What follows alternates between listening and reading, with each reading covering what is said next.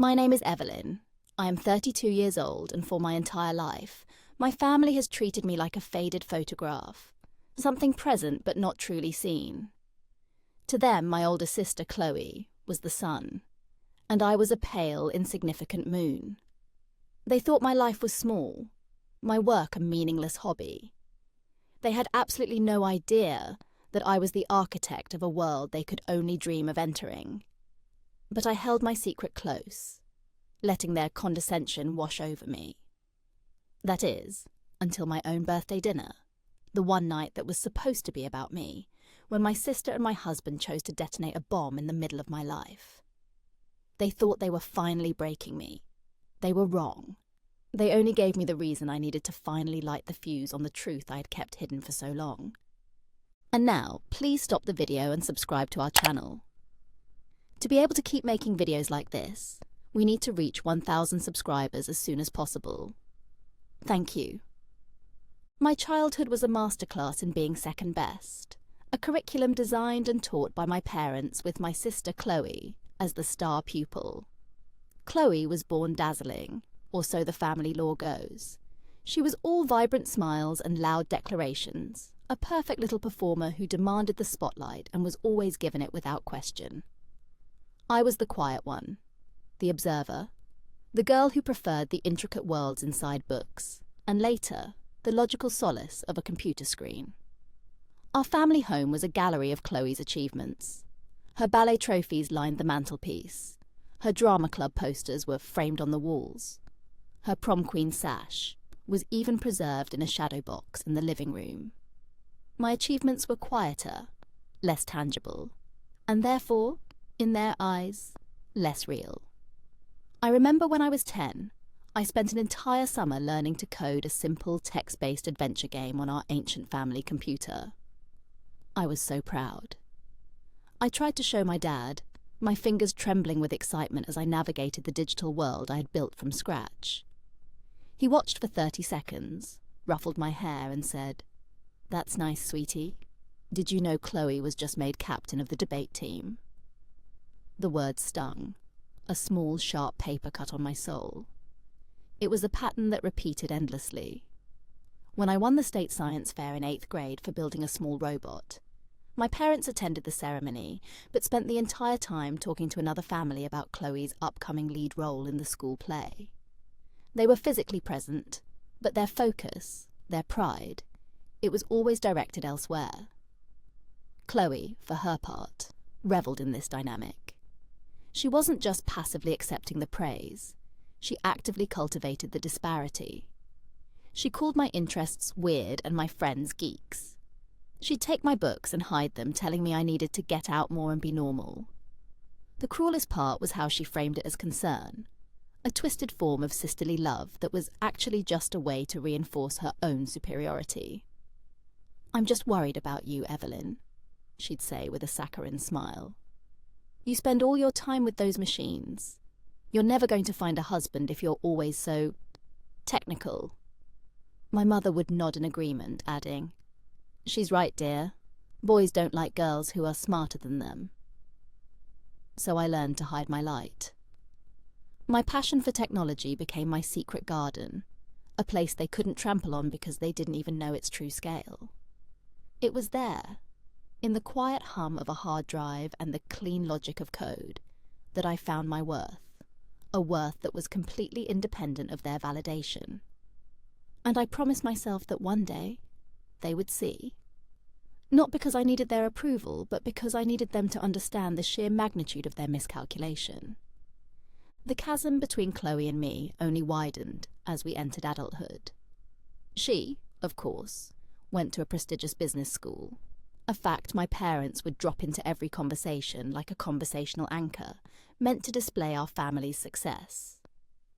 I chose a state university for computer science, a decision met with a symphony of sighs and thinly veiled disappointment. "Computer science? Are you sure, Evelyn?"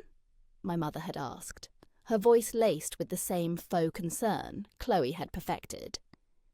"It just sounds so isolating. And the money can't be that good."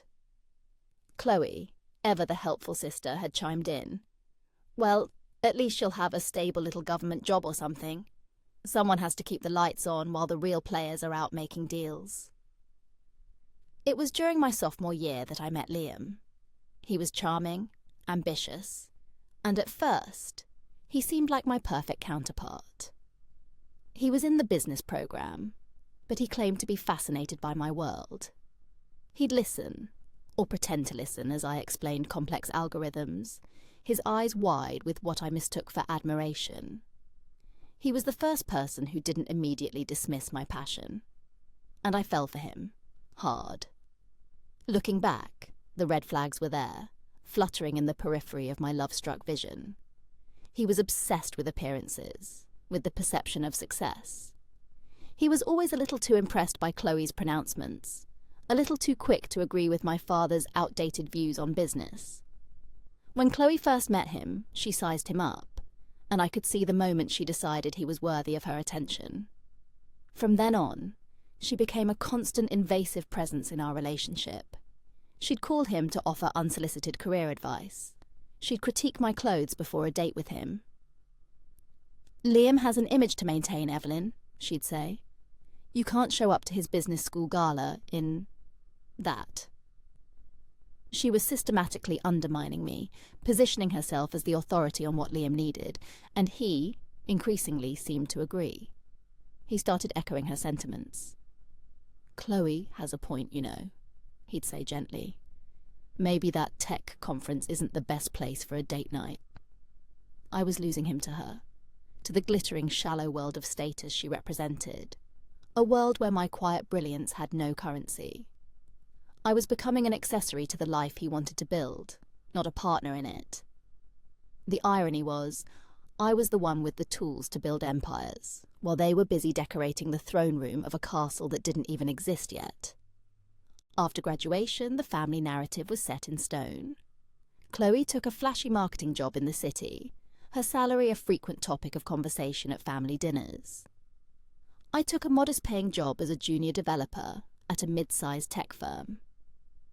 To them, it confirmed everything they believed. Chloe was the success, and I was the sensible, unremarkable one who had found her level. They had no idea that my 9-to-5 was just my cover.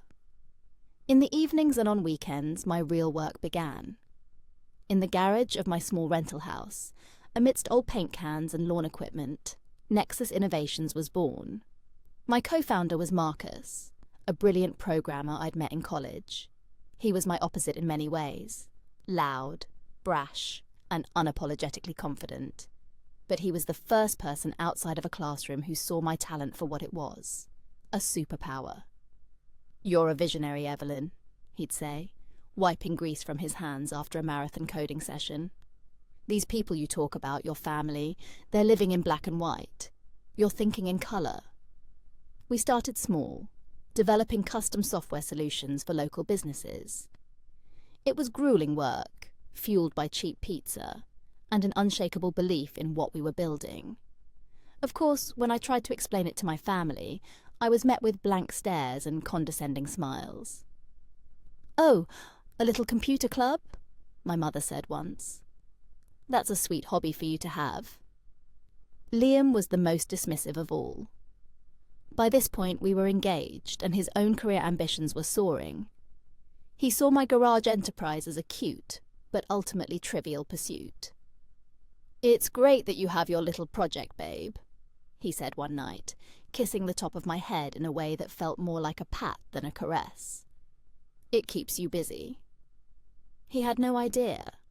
He had no idea that my little project was already generating more income than his entry-level consulting job. I decided, consciously, to keep it that way. Their ignorance was my shield. It allowed me to work without interference, without their clumsy attempts to help, or worse, to claim a piece of my success for themselves. The garage became my sanctuary, the one place where I wasn't Chloe's quiet sister or Liam's techie girlfriend. I was just Evelyn, and Evelyn was building an empire. The tipping point came about 3 years into my marriage to Liam. Nexus Innovations was no longer a garage hobby. It was a legitimate, multi-million-dollar company with a roster of national clients. We had moved into a sleek, minimalist office space downtown, and I had a team of 20 employees. Marcus, officially my chief technology officer, handled the public-facing duties, which suited my desire for anonymity perfectly. I lived a double life. At home, I was still just Evelyn, the quiet wife who made a decent salary at some tech company. I drove a modest car, and we lived in a nice but unassuming house, a house I had paid for in cash. Liam, of course, thought our mortgage was a shared burden. Around the same time, Liam decided to strike out on his own. He was tired of working for the man and wanted to launch his own boutique consulting firm, Ascend Advisory Group. It was a name dripping with the kind of empty ambition he and Chloe so admired.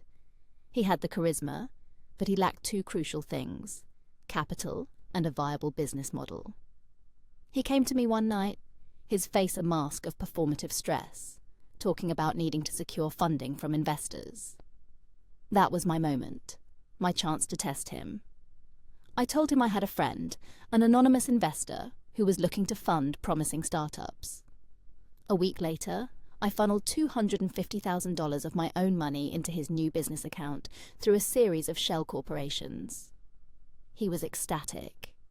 "You won't believe it, Evelyn," he shouted, lifting me off my feet. "Some investor, totally out of the blue. He said he sees unlimited potential in me." Me? He never once considered the source. The idea that I could be his benefactor was so far outside his realm of possibility it was laughable. He became insufferable, a self-made man built on a foundation of my secret success. He'd lecture me about financial risk and market strategy, using buzzwords he'd learned from a podcast, not knowing I was managing a portfolio that dwarfed his entire operation. And Chloe?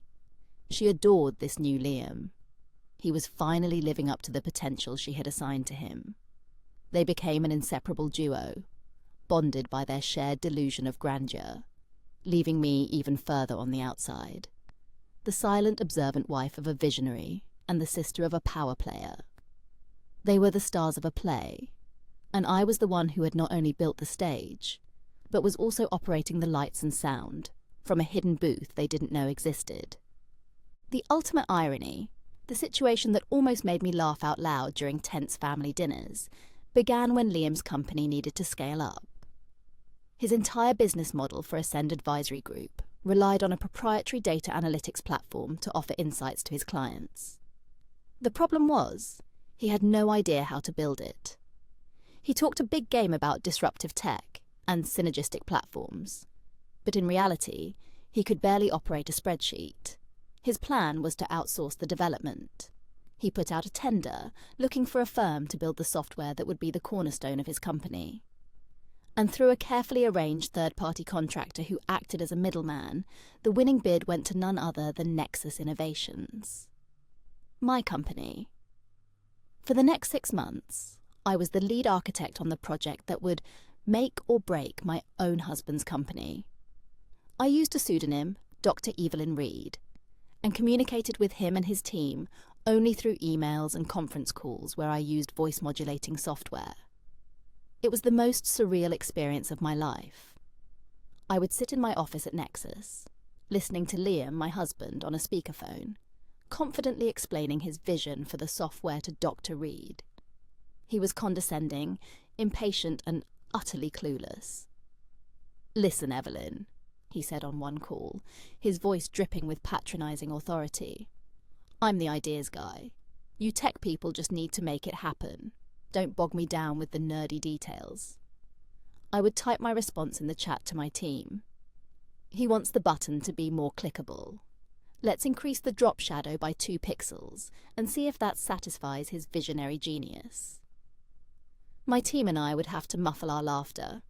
He complained constantly about the cost, the timeline, the difficult tech team, all while sitting across the dinner table from me at night, venting about his day.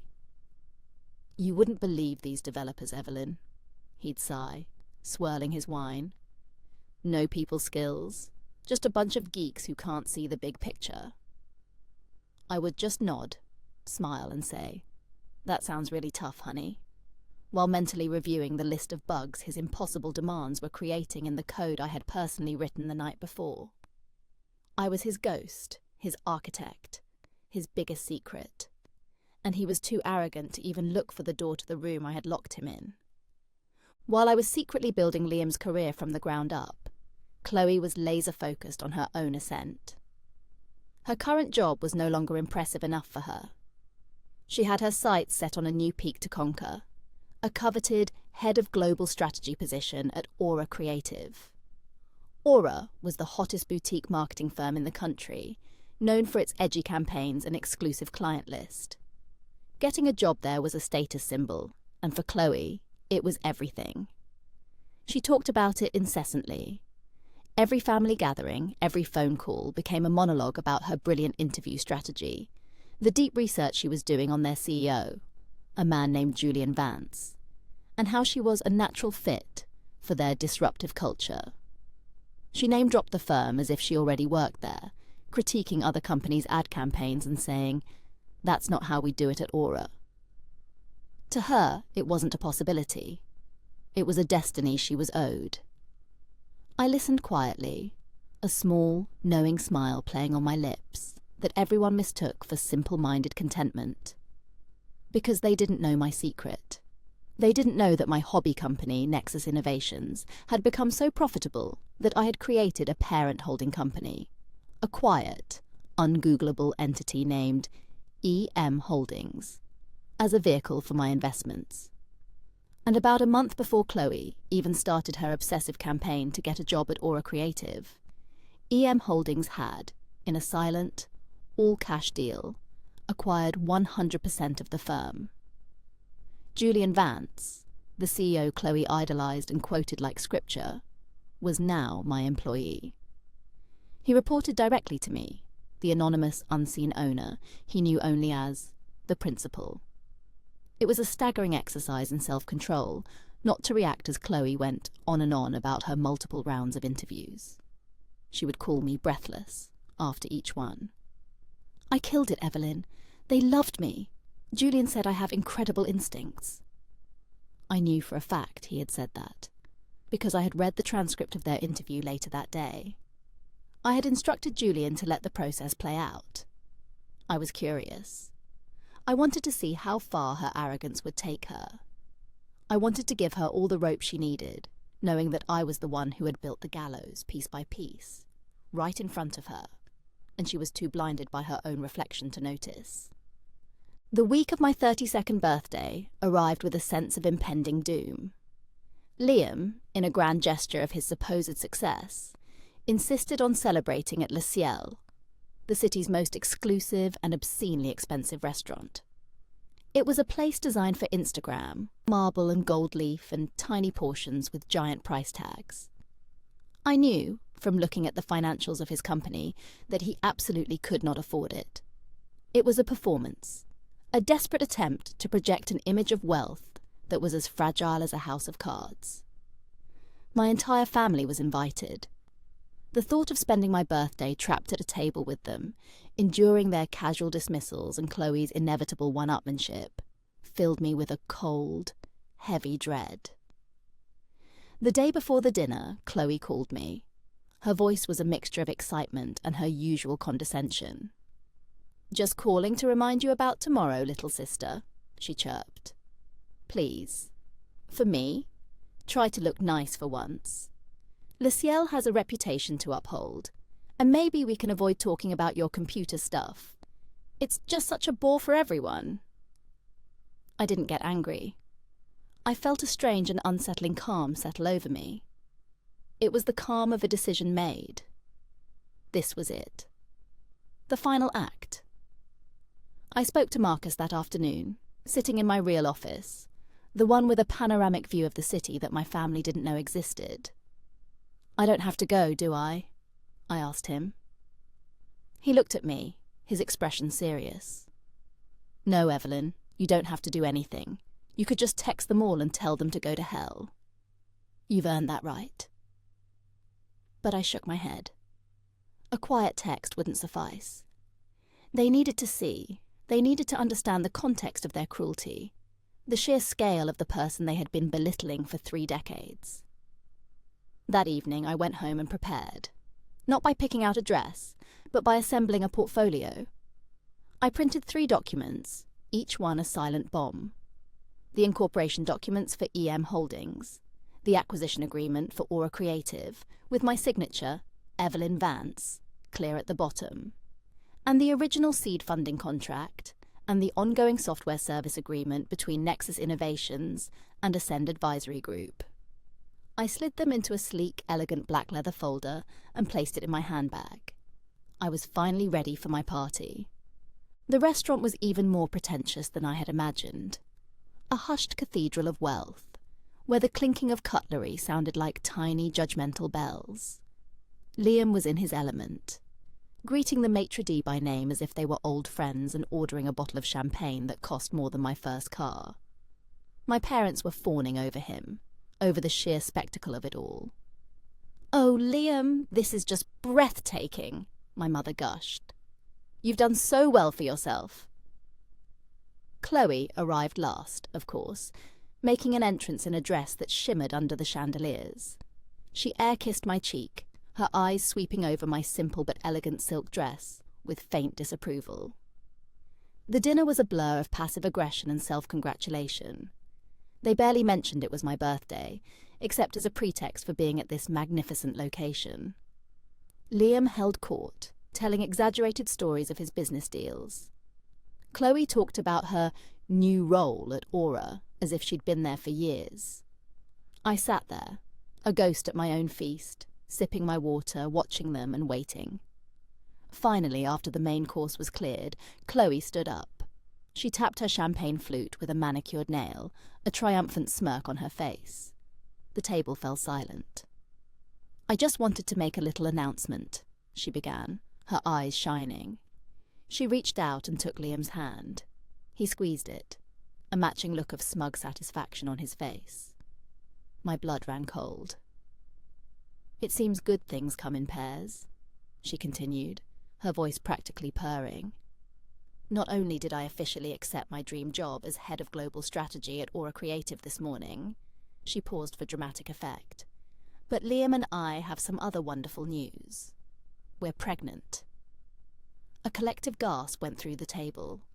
My head swam. My husband. My sister. A baby. The words didn't compute. They were just sounds, sharp and cruel. I looked at Liam and he wouldn't meet my eyes. He was just smiling, a hollow, empty smile, at his new future. Then the spell broke. My parents, after a moment of shocked silence, erupted into joyous congratulations. My mother was crying. My father was clapping Liam on the back. They were hugging Chloe, hugging Liam, a perfect picture of a happy family celebrating a new life, completely oblivious to the death of the one sitting right in front of them. They had finally done it. They had taken everything. In that moment, something inside me didn't break. It solidified. The years of quiet frustration, the sting of 1,000 tiny cuts, the deep, aching loneliness, it all coalesced into a single point of cold, hard clarity. There was no more pain. There was only purpose. I waited. I let them have their moment. I watched my mother dab her happy tears. I watched my father beam with pride at Liam, the son he'd always wanted. I watched Chloe bask in the glow of her ultimate victory, her hand resting possessively on her stomach, while still holding my husband's hand. I let the scene burn itself into my memory. When their disgusting, joyous commotion finally died down, I cleared my throat. It was a small sound, but in the wake of their noise, it cut through the air like a razor. All eyes turned to me, most of them filled with annoyance at the interruption. "Well," I said, my voice even and steady, betraying none of the seismic shifts happening inside me. "Congratulations to you both. That's a lot of news. It seems only fair that I share some of my own. I have gifts." I reached into my handbag and pulled out the black leather portfolio. The air crackled with tension. I slid the portfolio across the marble table to Chloe. "This one is for you, big sister. A welcome to the company gift of sorts." Her brow furrowed in confusion, but she opened it. I watched her eyes scan the first page, the acquisition agreement.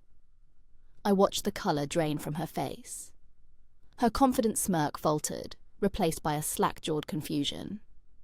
I don't understand," she stammered. "What is this?" "That," I said, my voice like ice, "is the paperwork confirming my holding company's purchase of Aura Creative 3 weeks ago. The CEO you love so much, Julian. He works for me now. And on behalf of the new ownership, I'm afraid we're restructuring. Your job offer is rescinded, effective immediately. We're eliminating the position." Her gasp was audible. Her eyes darted from the paper to my face, searching for the joke, for the lie, and finding only cold, hard truth. Before she could process, I turned to Liam.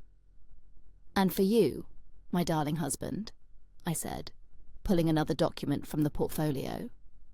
I didn't even slide it to him. I just held it up. "Recognize this? It's the service agreement between your company, Ascend Advisory Group, and your primary software vendor, Nexus Innovations, my company." His face went pale, a sickly greenish white.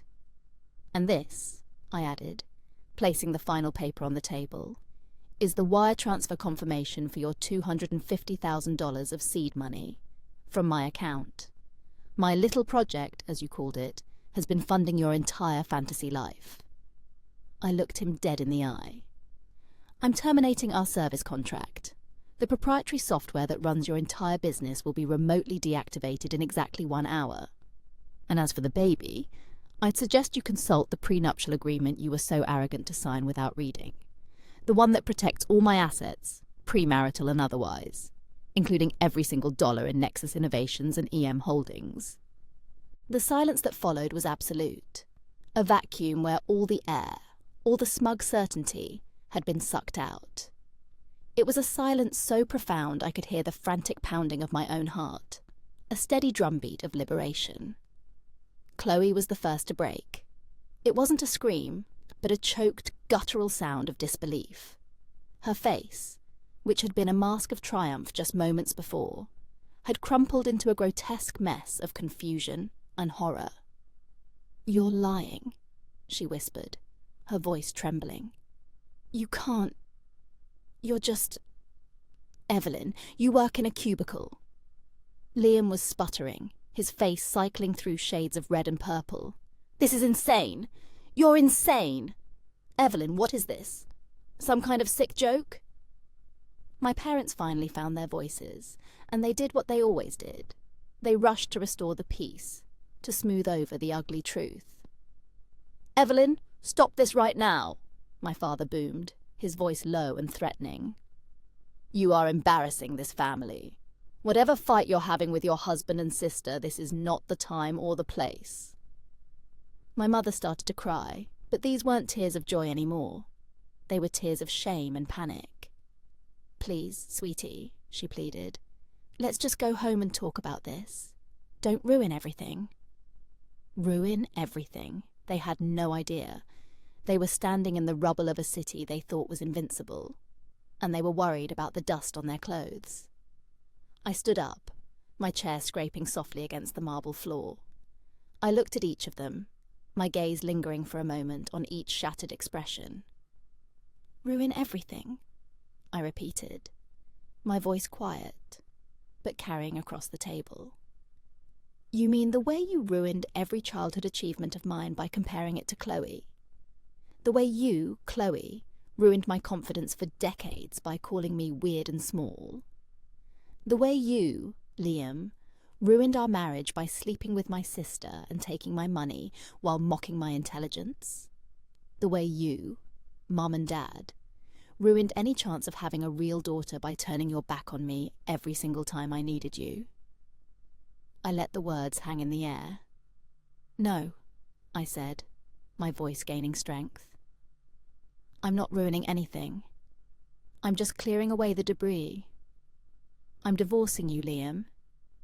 And the rest of you, I'm done. I'm done being your footnote, your afterthought, your quiet little disappointment. I placed a credit card on the table, my personal, unlimited black card. The bill's on me. It's the last thing you'll ever get from me. And with that, I turned and walked away. I didn't look back. I walked out of the opulent restaurant, past the stunned waiters and patrons, and into the cool night air. I didn't cry. I just breathed. For the first time in my life, I felt completely and utterly free. The empire was mine, not just the one I had built with code and capital, but the empire of myself, and I had just witnessed its glorious, long overdue coronation. It's been 6 months since that night. The divorce was swift and clean, thanks to that ironclad prenup. Liam's company imploded within a week. Chloe, I heard through the grapevine, had a nervous breakdown and moved back in with my parents. I've had no contact with any of them. I've blocked their numbers, their emails, their existence. My life, on the other hand, has blossomed. Nexus Innovations is more successful than ever, and I've finally taken my rightful place as its public-facing CEO. The story of the mystery woman behind the tech giant became a minor media sensation, and stepping into that light felt less like a shock and more like coming home. I sold the house Liam and I had shared and bought a beautiful loft downtown, a space that is entirely my own, filled with my books, my art, and the quiet hum of my own potential. It's funny, for so long I thought I needed them to see me, to finally acknowledge my worth. But what I learnt that night is that their validation was never the prize. The prize was my own liberation. It was the realization that their opinions were a cage I had allowed myself to live in, and I was the only one who held the key. True power isn't about revealing a secret to shock others. It's about living your truth so fully and unapologetically that their judgment becomes irrelevant. So now I ask you, for everyone out there who has ever been made to feel small, who has hidden their light under a bushel for fear of blinding someone else, what truth are you waiting to unleash? Drop your story in the comments below. Let's build a community of people who refuse to be underestimated ever again.